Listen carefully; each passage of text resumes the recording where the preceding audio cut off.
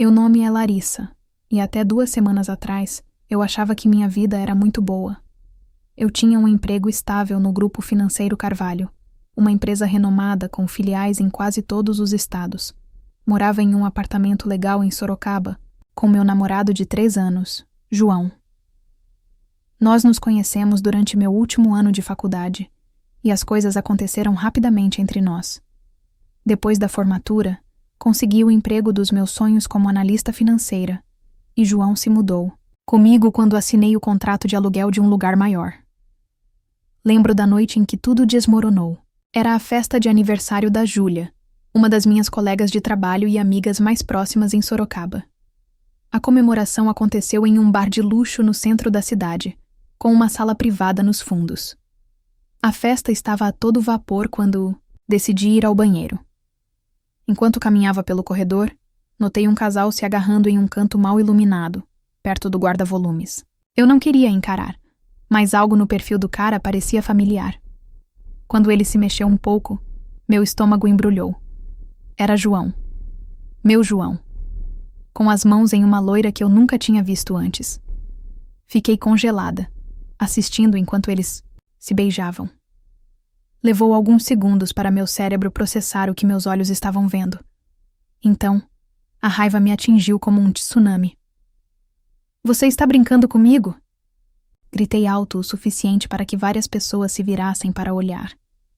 João pulou para trás como se tivesse sido eletrocutado. Seus olhos se arregalaram ao me ver. "Larissa, isso não é... Não ouse dizer que isso não é o que... parece." Cuspi, minha voz tremendo. "Porque parece exatamente isso. Meu namorado me traindo na festa de aniversário da minha amiga. Larissa, por favor, deixe-me ir para casa e falar sobre isso." Ele implorou. "Para casa?" Ri. "Mas sou vazio até para mim. Você quer dizer meu apartamento pelo qual eu pago e onde você mora sem gastar um centavo? Porque eu fui uma idiota que acreditou que você me amava? Quero suas coisas fora do meu apartamento até amanhã." Me virei e saí do bar, ignorando João chamando meu nome. Júlia me seguiu para fora e me ajudou a pegar um táxi. Eu estava com tanta raiva que não conseguia chorar. Isso viria mais tarde, quando estivesse sozinha no meu apartamento, cercada pelas coisas de João, lembranças vivas da idiota que eu tinha sido. Nas 2 semanas seguintes, me joguei no trabalho, ficando até tarde no escritório e assumindo tarefas extras. Mas toda vez que voltava para meu apartamento, o vazio me atingia. Não porque eu sentia a falta de João, a raiva ainda estava muito fresca para isso, mas porque percebi que não tinha laços reais com Sorocaba além do meu emprego. Meu verdadeiro lar estava em Juquitiba, uma pequena cidade no interior do estado de São Paulo. A casa que meu pai construiu com as próprias mãos. A mesma que ele me deixou quando morreu de câncer há 8 anos. Eu tinha 19 anos e estava no meu 2º ano de faculdade quando aconteceu. Minha mãe me ligou às 3 da manhã para dizer que meu pai tinha piorado. Mas quando cheguei em casa, depois de dirigir por 6 horas, ele já tinha partido. Ele deixou a casa para mim em seu testamento. Sua forma de garantir que eu sempre teria um lugar para chamar de lar. Depois do funeral, voltei para a faculdade e tentei me concentrar nos estudos. Minha mãe morou sozinha na casa por cerca de 1 ano, até que me deu uma bomba. Ia se casar novamente. O noivo, Ricardo, tinha 2 filhos adolescentes de um casamento anterior. Eu não fiquei feliz com a notícia. Parecia cedo demais depois da morte do meu pai. E a ideia de estranhos morando na casa da nossa família me deixava desconfortável. Mas minha mãe implorou, dizendo que se sentia sozinha e que Ricardo era um bom homem, que a fazia feliz. No fim, aceitei que eles se mudassem. O que mais eu poderia fazer? Eu amava minha mãe, e a casa era grande demais para morar sozinha. Depois da formatura, aceitei o emprego em Sorocaba, em vez de voltar para casa. Parte da decisão veio da oportunidade de carreira. Mas, sendo honesta, o motivo principal era que eu já não sentia mais que aquele era meu lar. Nas poucas vezes que visitei Juquitiba durante as férias, me sentia uma estranha. Minha mãe estava sempre ocupada com Ricardo ou seus filhos, Beatriz e Gabriel. Eles eram educados, mas estava claro que eu não fazia parte daquela nova família. Sentada no meu apartamento meio vazio em Sorocaba, rolando o feed do celular e ignorando as mensagens de João, tomei uma decisão. Era hora de voltar para casa. Minha empresa tinha uma filial lá. Eu poderia me transferir, recuperar minha casa e começar do zero. Na manhã seguinte, liguei para meu chefe, Ricardo, e pedi uma reunião. Larissa, o que você está pensando? Ele perguntou enquanto eu me sentava em frente à sua mesa. Preciso solicitar uma transferência para a filial em Juquitiba. Fui direta. Ele me estudou por um momento e suspirou. Você é uma das nossas melhores analistas, Larissa. Eu odiaria perdê-la completamente. Deixe-me fazer algumas ligações e ver o que consigo. 3 dias depois, Ricardo confirmou minha transferência. Eu aceitaria um pequeno corte de salário, mas poderia viver com isso. O custo de vida em Juquitiba era uma fração do de Sorocaba, de qualquer forma. Naquela noite, liguei para minha mãe para contar as novidades. Mãe, tenho algo para te contar, disse quando ela atendeu. Estou voltando para casa. Houve uma pausa. Oh, quando? Em cerca de 2 semanas. Só queria avisar para que você possa deixar meu quarto pronto. Dessa vez, o silêncio foi mais longo. Seu quarto? Mas Beatriz tem usado esse quarto desde que começou a faculdade. Bom, ela vai ter que se mudar para um dos outros quartos. Respondi tentando manter um tom neutro. É minha casa, mãe. Claro, claro, disse rapidamente. Só não esperava, mas ficaremos felizes em ter você de volta. Algo na voz dela me dizia o contrário, mas ignorei esse pensamento. Ótimo. Então nos vemos em breve. Quando desliguei, não consegui me livrar da sensação de que meu retorno não seria tão simples quanto eu imaginava. Mas eu estava determinada a recuperar minha vida. E minha casa. Não importa o que acontecesse. As 2 semanas antes da minha mudança passaram rapidamente. Eu rescindi meu contrato de locação, vendi a maioria dos móveis e empacotei tudo o que importava. Meus amigos me deram uma festa de despedida em nosso bar favorito, deliberadamente não aquele onde eu peguei João trapaceando. A viagem para Juquitiba levou quase 6 horas. Eu parei na casa colonial de 2 andares, a minha casa. Meu pai a projetou ele mesmo, trabalhando com um morador local para criar nossa casa de família. A tinta azul era um tom mais escuro do que eu me lembrava, e os canteiros de flores que minha mãe sempre manteve meticulosamente pareciam um pouco crescidos. Antes que eu pudesse pegar minhas malas, a porta da frente se abriu, e minha mãe saiu. Ela parecia mais velha do que quando a vi pela última vez no Natal. Novas linhas ao redor de seus olhos e seu cabelo castanho agora com mais fios grisalhos. Larissa, ela disse, caminhando em minha direção de braços abertos. Bem-vinda ao lar. Eu a abracei, respirando o cheiro familiar de seu perfume de baunilha. Oi, mãe. Ricardo apareceu na porta nos observando. Ele era um homem alto, com cabelo ralo e uma carranca permanente. Eu nunca o detestei exatamente, mas nunca o afeiçoei também. Larissa? Ele assentiu enquanto eu me aproximava da casa.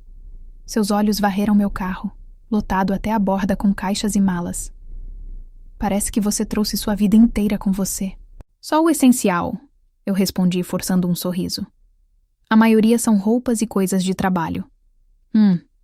Ele resmungou, não se oferecendo para ajudar com minhas malas. Bem, Beatriz mudou suas coisas para o quarto de hóspedes, seu antigo quarto. Minha mãe deu a ele um olhar que eu não conseguia interpretar direito. Então se virou para mim. Entre, querida. Você deve estar exausta da viagem. O interior da casa parecia familiar e estranho. O layout era o mesmo, mas os móveis tinham sido reorganizados, e muitas das decorações que eu lembrava da minha infância tinham sumido, substituídas por itens que eu não reconheci. Enquanto caminhávamos pela sala de jantar, Beatriz e Gabriel apareceram do andar de cima. Gabriel, agora com 17 anos e quase 1,80 m de altura, me deu um aceno estranho. Ei, ele disse. Ei, Gabriel, você ficou alto. Beatriz, 19 anos, e, vestida com o que pareciam roupas de grife, de braços cruzados, perdeu a expressão, deixando claro que não estava feliz em me ver. Então, você vai ficar de verdade? Ela disse, sem se preocupar em fazer parecer uma pergunta. Beatriz, a mãe avisou. Não é como se fosse um segredo. Ela está se mudando, falou minha mãe. Tive que passar o dia todo mudando minhas coisas para aquele pequeno quarto dos fundos. Eu respirei fundo. É bom ver você também, Beatriz. O jantar naquela noite foi tenso. Ricardo falou sobre seu trabalho no banco local. Gabriel murmurou respostas quando abordado diretamente. E Beatriz respondeu a comida dela enquanto me encarava ocasionalmente. Então, Ricardo disse eventualmente. Quanto tempo você acha que vai ficar? Eu parei com meu garfo na metade do caminho para minha boca. Não vou ficar. Estou voltando. Esta é minha casa permanente agora. Ricardo trocou um olhar com minha mãe. Certo, é claro. É só que nos acostumamos com certos arranjos por aqui. Tenho certeza de que todos podemos nos ajustar. Eu disse uniformemente. Vou trabalhar em tempo integral na filial daqui. Então estarei fora de casa durante o dia. Tive que abrir mão do quarto grande por sua causa. Beatriz deixou escapar. Eu o uso há 2 anos e agora estou espremida naquele armário de quarto de hóspedes. Esperei que minha mãe ou Ricardo dissessem algo para lembrar Beatriz de que era minha casa e meu quarto. Mas eles permaneceram em silêncio, parecendo desconfortáveis. Na verdade, eu disse devagar. Esta casa inteira pertence a mim. Papai a deixou para mim em seu testamento. Então, tecnicamente, eu poderia escolher qualquer quarto que eu quisesse. Eu tinha tudo preparado naquele quarto para a faculdade. Minha mesa, minha penteadeira, tudo. E agora eu deveria amontoar tudo em uma sala com metade do tamanho, porque a princesa Larissa decidiu nos agraciar com seus presentes. Ela saiu furiosa, batendo a porta com tanta força que os pratos chacoalharam. Minha mãe me lançou um olhar de reprovação. Você tinha que antagonizá-la? Eu a encarei, incrédula. Eu a antagonizei? Ela foi quem começou a reclamar no minuto em que entrei pela porta. A expressão da minha mãe endureceu. Não vamos fazer isso hoje à noite. Você está cansada da viagem, as coisas vão melhorar amanhã. Mas as coisas não melhoraram no dia seguinte, ou no dia depois. Comecei meu novo emprego jogando, eu mesma, para aprender o básico.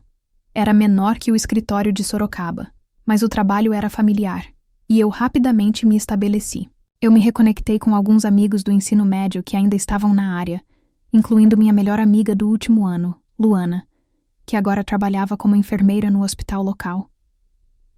2 semanas depois que me mudei de volta, cheguei em casa do trabalho e encontrei Beatriz decorando a sala de estar com serpentinas e balões. O que é tudo isso? Eu perguntei, colocando minha bolsa de laptop no chão. Minha festa de aniversário, ela respondeu sem olhar para mim. Está acontecendo? Sábado.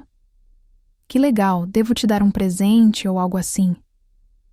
Tentei ser educada, mas a última coisa que eu queria fazer era fazer compras para minha meia-irmã mal-humorada. Não precisa. Beatriz bufou. Você não estará aqui, com licença. Minha mãe apareceu da cozinha, parecendo nervosa. Querida Larissa, posso falar com você por 1 minuto? Ela me levou para a varanda dos fundos, onde costumávamos sentar e assistir ao pôr do sol quando eu era criança. Agora estava abarrotada de ferramentas e equipamentos de jardinagem de Ricardo. Beatriz está recebendo alguns amigos para seu aniversário. Aniversário no sábado. Minha mãe torceu as mãos juntas. Ela esperava ter a casa só para ela naquela noite. Eu olhei para ela. Você está realmente me pedindo para sair da minha própria casa para a festa da Beatriz? Só por algumas horas. Você poderia ir ao cinema ou jantar com a Luana. Você está brincando comigo, mãe? Esta é a minha casa. Eu não vou ser expulsa para uma festa de aniversário. Eu nem fui convidada. Por favor, não torne isso difícil, minha mãe implorou. As coisas já estão tensas o suficiente desde que você se mudou de volta. E de quem é a culpa? Vocês todos agem como se eu estivesse invadindo quando... Eu sou a dona deste lugar. O rosto da minha mãe caiu. Pensei que você poderia fazer isso como um favor para mim. Isso doeu. Eu me levantei. Não vou fazer uma cena na festa da Beatriz. Vou ficar no meu quarto, mas não vou sair. Minha mãe pareceu desapontada, mas assentiu. Vou avisar Beatriz. No jantar daquela noite, Beatriz deixou seu descontentamento claro. Acho que vou ter que mudar minha festa para o Lucano. Ela anunciou dramaticamente, já que algumas pessoas... Ela olhou para mim. Não vão se comprometer. Mordi minha língua. Foquei no meu prato e não disse nada. Ricardo murmurou algo sobre o custo das festas em restaurantes, e Gabriel, como sempre, parecia entediado com toda a situação. No sábado, Beatriz e suas amigas foram ao Lucano para o aniversário dela. A casa estava maravilhosamente silenciosa, e eu passei a noite de pijama, assistindo filmes na sala de estar e aproveitando o lugar só para mim. Pela primeira vez, desde que me mudei de volta, eu senti paz na minha própria vida doméstica. Eu estava ficando mais no meu quarto, ou saindo com Luana ou outros amigos com eu tinha se reconectado no trabalho. As coisas estavam indo bem, meu chefe em Sorocaba apreciava minha experiência no escritório de Juquitiba e eu já estava sendo considerada para uma posição de líder de equipe. O trajeto não era ruim, e eu gostava do cenário familiar da minha cidade natal. Às vezes, na hora do almoço, eu passava pela minha antiga escola ou pelo parque onde meu pai costumava me levar para pescar. Uma noite, no final do verão, eu cheguei em casa e encontrei minha mãe e Ricardo sentados à mesa de jantar, com uma pilha de papéis na frente deles. Eles olharam para cima quando ela entrou e algo em suas expressões fez Larissa parar. Larissa, minha mãe disse, sua voz estranhamente formal. Precisamos falar com você. Me sentei e um nó formou no meu estômago. Está tudo bem? Aconteceu alguma coisa? Minha mãe deslizou alguns papéis para mim. Contas de serviços públicos. Ela percebeu enquanto olhava para eles. Precisamos discutir a situação financeira aqui. Que situação? Eu perguntei. Ricardo limpou a garganta. Desde que você se mudou, nossas despesas aumentaram significativamente. Água, eletricidade, aquecimento, tudo aumentou. Eu contribuo para o fundo de compras, lembrei. Eu te dou 300 reais todo mês. Lembre-se que é mais do que minha parte da comida. Minha mãe e Ricardo trocaram um olhar. É só para a comida, mamãe disse. Isso não cobre as outras despesas. Senti um calafrio que não tinha nada a ver com o ar-condicionado. O que você está dizendo? Achamos que seria justo se você pagasse aluguel, Ricardo disse sem rodeios. 1.000 reais por mês. Você está falando sério? Minha voz subiu em descrença. Esta é minha casa. Meu pai deixou. Para mim. Eu sou quem deveria estar cobrando aluguel. O rosto de Ricardo endureceu. Agora escute aqui, moça. Nós temos mantido esta casa por 8 anos enquanto você estava vivendo sua vida em São Paulo. Nós pagamos os impostos sobre a propriedade, consertamos o telhado, substituímos o aquecedor de água. Eu nunca pedi para você fazer nada disso, Larissa retrucou. Me ofereci várias vezes para ajudar com as despesas maiores, mas minha mãe sempre disse que você tinha tudo coberto. Olhei para minha mãe, esperando que ela me apoiasse, para dizer algo em minha defesa. Mas ela apenas desviou o olhar. Seus lábios se apertaram. Mãe, eu disse, a voz mais baixa agora.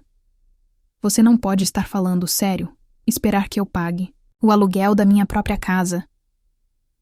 Se você não puder contribuir financeiramente, Ricardo disse friamente, então talvez você devesse encontrar outro lugar para morar.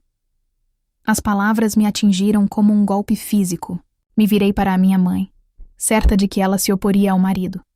Mas ela apenas assentiu levemente, concordando com ele. Eu saí do quarto antes que eles pudessem ver as lágrimas ameaçando cair. No meu quarto, me sentei na beirada da cama, tentando processar o que tinha acabado de acontecer. A casa estava quieta, mas meus pensamentos estavam ensurdecedores. Naquela noite, o sono escapou. Pela manhã, havia passado de choque para raiva. Fui para o trabalho mecanicamente, me preparando para o confronto. Eu sabia que estava chegando, e quando desci para o café da manhã, a família inteira já estava lá. Mamãe, Ricardo, Gabriel, curvado sobre seu cereal, e Beatriz, que olhou para cima com um sorriso que dizia que ela sabia exatamente o que tinha acontecido na noite anterior. Então, Beatriz disse docemente, enquanto eu servia uma xícara de café: "Quando você vai começar a pagar o aluguel ou você vai se mudar?" Algo dentro de mim estalou. Coloquei a xícara no chão com cuidado e sorri de volta para Beatriz. Na verdade, tomei uma decisão. Todos os olhos se voltaram para ela. "Esta casa me pertence", eu disse, com a voz firme e calma, apesar da raiva, fervendo por dentro. "Ela foi deixada para mim pelo meu pai. Todos os outros aqui vivem nesta casa porque eu permito." Ricardo tentou interromper, mas eu levantei a mão. "A partir do mês que vem, eu estarei implementando um novo arranjo. Cada um de vocês, mamãe, Ricardo, Beatriz e Gabriel, pagará 500 Hilers por mês de aluguel. Isso dá 2.000 Hilers no total." Um silêncio atordoado caiu sobre a cozinha. A boca de Beatriz ficou aberta em choque. "Você está brincando?" "Mamãe", disse, sua voz quase um sussurro. "Não estou. Estou falando sério. Considere que pelo preço de mercado para a área, dividindo em 4 partes, é realmente bastante razoável." "Você não pode nos cobrar aluguel", Beatriz gritou. "Você é louca." Tomei um gole do seu café, estranhamente calma diante da indignação deles. "Se vocês não gostam dos termos, sintam-se à vontade para encontrar outro lugar para morar. Tenho certeza de que há muitas propriedades para alugar em Juquitiba." "Você jogaria fora sua própria mãe?" Ricardo exigiu, se levantando para ficar sobre ela. Eu encontrei seu olhar firmemente. "Não, eu cobraria um aluguel justo de minha mãe e sua família por uma propriedade que eles não possuem." "Depois de tudo que fizemos por você, mamãe", disse com a voz trêmula, "nós mantivemos esta casa, pagamos todas as contas enquanto morávamos aqui." Larissa interrompeu. "E agora você quer me cobrar aluguel pela minha própria propriedade? Como isso é diferente do que estou propondo?" Peguei minha bolsa e fui até a porta. "Pense bem. Me avise o que vocês decidirem." O caminho para o trabalho foi um borrão. Parte de mim não conseguia acreditar no que tinha acabado de fazer, mas outra parte, uma parte mais forte, sabia que era muito tempo de atraso. Eles me pressionaram demais e alguém tinha que ceder. Naquela noite, eu peguei comida para a viagem no caminho para casa e comi no meu quarto. Ninguém falou comigo. No dia seguinte, foi a mesma coisa. E no dia seguinte, me tornei um fantasma na minha própria casa, ignorada por todos, até mesmo pela mamãe. 2 semanas de silêncio se passaram. Comprei minhas próprias compras e as guardei separadas na geladeira. Lavei minha roupa quando não havia mais ninguém por perto. Senti falta da mamãe, mas não iria recuar. Não dessa vez. Finalmente, numa tarde de domingo, mamãe e Ricardo me encurralaram na sala de estar. Nós tomamos uma decisão. Ricardo anunciou rigidamente: "Estamos nos mudando. Encontramos um apartamento do outro lado da cidade." Eu assenti lentamente, uma mistura de emoções me invadindo. Alívio, porque a tensão finalmente acabaria. Tristeza, por ter chegado a esse ponto. E uma raiva persistente, por ter sido colocada nessa posição, principalmente por eles, especialmente minha mãe. Quando perguntei: "No próximo fim de semana?", mamãe disse sem encontrar meus olhos: "Já assinamos o contrato. Estou pegando o que paguei." Ricardo acrescentou, com seu tom desafiador: "A máquina de lavar, a lava-louças, a TV na sala de estar." "Tudo bem", eu o interrompi. "Pegue o que você comprou." A semana seguinte foi preenchida com os sons de embalagens e mudanças. Beatriz fazia questão de bater portas e gavetas sempre que eu estava por perto. Gabriel ficava sozinho, e minha mãe mal falava comigo, concentrando-se em organizar e embalar. Doeu mais do que eu queria admitir vê-la escolher Ricardo e seus filhos em vez de mim. Na sexta-feira à noite, Ricardo alugou um caminhão de mudança. Fiquei fora do caminho enquanto eles carregavam os móveis e as caixas. Alguns dos itens que levaram foram definitivamente compras que meu pai tinha feito. a mesa de jantar, alguns dos eletrodomésticos da cozinha. Mas eu não tinha mais energia para brigar sobre isso. Quando estavam quase prontos, percebi que tentavam manobrar o velho relógio de pêndulo, que tinha sido o orgulho e a alegria do meu pai. Ele ficava na nossa entrada, desde que eu me lembrava disso. Fica, eu disse firmemente entrando no corredor. Ricardo franziu a testa. Eu paguei para consertá-lo há 3 anos. Ele não estava funcionando quando seu pai morreu. O relógio era do meu pai. Ele o comprou de uma loja de antiguidades no ano em que eu nasci. Pensei que ele iria discutir, mas mamãe colocou a mão em seu braço e balançou a cabeça levemente. Eles se afastaram do relógio enquanto faziam sua última viagem para o caminhão. Mamãe ficou para trás na cozinha. Eu nunca pensei que terminaria assim, ela disse baixinho. Nem eu, respondi. Mas você não me deu escolha. Mamãe desviou o olhar e disse: Eu pensei que você seria razoável. Razoável? Eu repeti. Era razoável deixar Beatriz me tratar como uma intrusa? Era razoável me pedir para deixar minha própria casa por ela? Era razoável ficar do lado do seu marido em vez da sua filha, em todos os momentos? Ricardo tem sido bom para mim, Larissa. Ele cuidou de nós depois que seu pai morreu. Não, mãe. Ele se mudou para minha casa e agiu como se fosse o dono. E você o deixou? Mamãe suspirou pesadamente. Eu posso ver que não vamos concordar com isso. Eu deveria ir. Eles estão esperando por mim. Adeus, Larissa. E assim, eles se foram. A casa, que parecia lotada e hostil por meses, de repente estava dolorosamente vazia. Naquela primeira noite sozinha, eu vaguei de cômodo em cômodo, fazendo um balanço do que restava e do que eu precisaria substituir. A sala de estar estava sem sofá e TV. A cozinha não tinha micro-ondas nem cafeteira. 3 dos quartos estavam vazios agora, sem camas e cômodas. Mas em vez de me sentir triste ou solitária, senti uma estranha sensação de paz me inundando. Essa era minha casa, realmente minha agora, de uma forma que não era desde que meu pai morreu. Eu poderia fazer o que quisesse com ela, enchê-la com minhas próprias escolhas, torná-la um lar novamente. No dia seguinte, eu dirigi até a loja de móveis para a casa mais próxima e comprei um sofá novo, uma cafeteira e itens básicos para a cozinha. Encomendei online uma estrutura de cama e agendei a entrega de um colchão novo para o fim de semana. Limpei profundamente todos os cômodos, abrindo janelas para deixar o ar fresco circular pela casa. Na segunda-feira, voltei ao trabalho com o coração mais leve. Meus colegas de trabalho notaram a mudança. Você parece diferente, meu gerente comentou. Mais relaxada. Sorri. Estou. As coisas se acalmaram em casa. Luana veio naquela noite para ver os novos arranjos. Ela assobiou enquanto caminhava pelos cômodos meio vazios. Uau! Eles realmente te limparam, hein? Sim, mas agora eu começo do zero. Faço tudo de novo, do meu jeito. Ela me ajudou a arrumar os móveis novos e pendurou algumas fotos que eu tinha emoldurado. Fotos minhas e do meu pai pescando, da minha formatura do ensino médio, dos amigos que fiz em Sorocaba. Você se arrepende? Ela perguntou, enquanto estávamos sentados no meu novo sofá, bebendo vinho em canecas de café, porque eu ainda não tinha trocado os copos. Pensei sobre isso por um momento. Não, eu respondi. Eu sinto falta da minha mãe e queria que as coisas tivessem sido diferentes, mas não me arrependo de ter me defendido. Meu aniversário chegou mais cedo, em outubro.